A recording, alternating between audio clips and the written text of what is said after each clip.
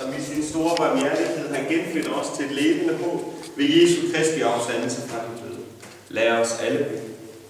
Vi takker dig, himmelske Far, fordi du ved din enbårne søn har givet os den hellige dåb, hvor i du gør os til dine børn og skænker os helligånden med syndernes forladelse og det evige liv.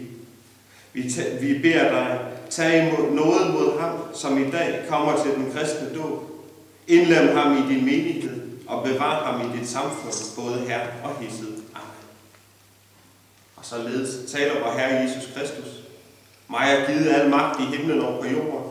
Gå derfor hen og gør alle folkeslag til mine disciple, i det I døber dem i Faderens, Søndens og Helligåndens navn. Og i det I lærer dem holde alt det, som jeg har befalet jer. Og se, jeg er med jer alle dage indtil verdens ende.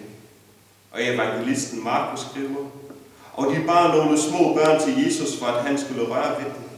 Disciplene truede af dem, men da Jesus så det, blev han vred og sagde til dem, lad de små børn komme til mig. Det må I ikke hindre dem i, for Guds rige er deres. Sandelig siger jeg jer, den der ikke modtager Guds rige ligesom et lille barn, kommer slet ikke ind i det. Og han tog dem i favn og lagde hænderne på dem og velsignede dem. Så vil vi nu hjælpe dig til hans velsignelse ved at døbe dig i Faderens, Søndens og Helligåndens.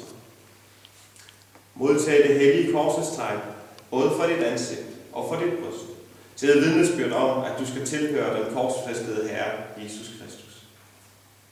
Nikolaj Mello Clausen. Forsager du djævlen og al hans gerning og alt hans væsen. Ja. Tror du på Gud Fader, den almægtige, himlens og jordens skaber? Ja.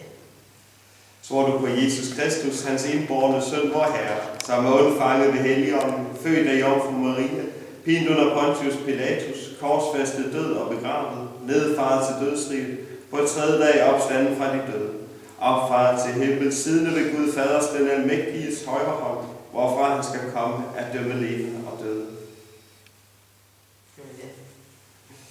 Tror du på Helligånden, den hellige almindelige kirke, de hellige samfund, syndernes forladelse, kødets opstandelse og det evige liv? Vil du døbes på denne tro? Hvis du vil knække der. Jeg håber ikke, jeg kommer vand i din hånd. Nikolaj Mello Claus, jeg døber dig i Faderens og i Søndens og i Helligåndens navn.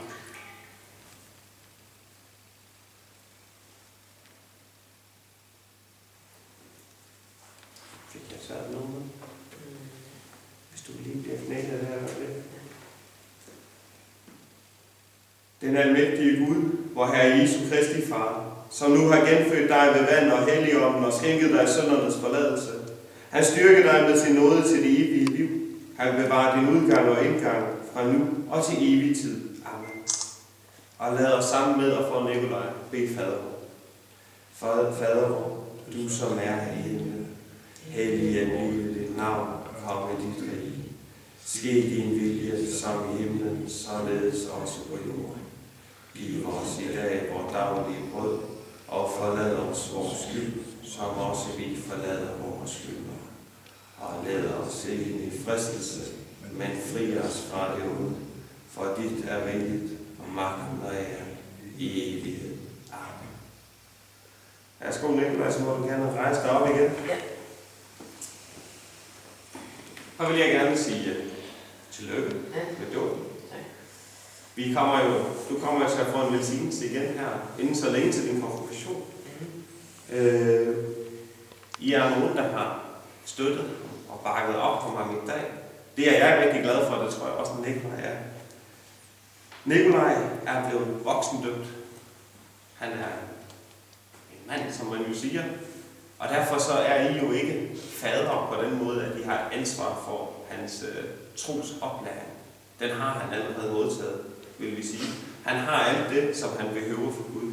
Det eneste, som jeg vil opfordre jer, og jeg selv også vil prøve at huske på, det er, at Nikolaj, ligesom alle vi andre, har stadig brug for, at vi viser ham kærlighed.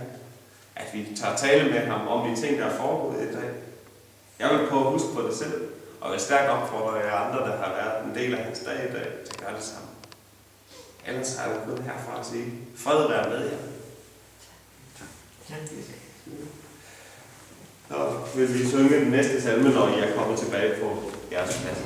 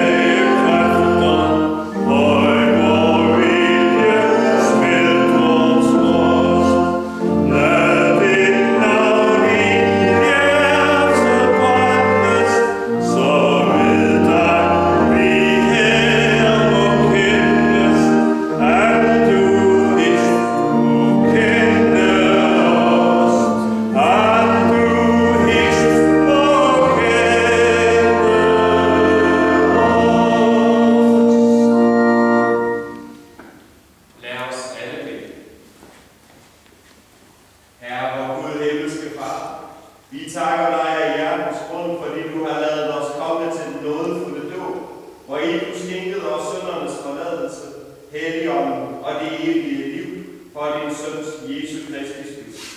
Vi beder dig, bevare os i troen, så at vi aldrig tvivler om denne din gave, og styrke os ved din Helligånd til at stride mod synden og blive i vor dåbsnåde, indtil vi bliver til evig tid salige ved din elskede søn, Jesus Kristus, vor Herre, som med dig lever og regerer i Helligåndens enhed, i en sandhed fra evighed og til evighed. Amen. Og vil I rejse jer og modtage Herrens velsignelse. Herren velsigne dig og bevare.